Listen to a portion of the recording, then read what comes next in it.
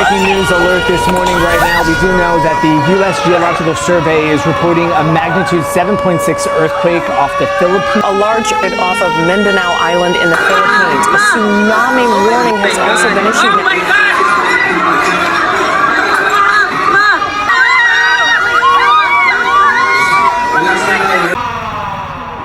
On the Saturday night of December 2, many were caught off guard by the sudden earthquake, as we have all thought it was just another normal evening. But rather than what we expected, a 7.6 magnitude earthquake struck the Mindanao Island. This caused the collapse of infrastructures, the violent ground shakes, and the continuous influx of aftershocks, which alarmed the people living near the sea about the potential tsunami.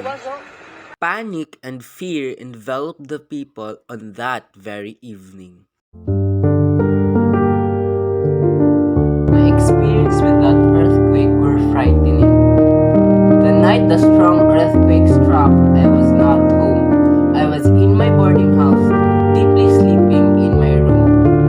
And then suddenly, I was awoken with a strong shake of the ground and the panicked voices of my boardmates.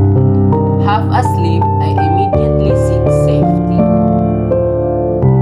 Together with my boardmates, we panically ran outside our boarding house without applying even an ounce of what we learned during the earthquake drills that we've attended.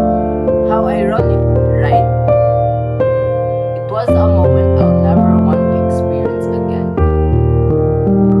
This event opened my mind to the importance of having a rational mind and courage when put in a situation of adversity.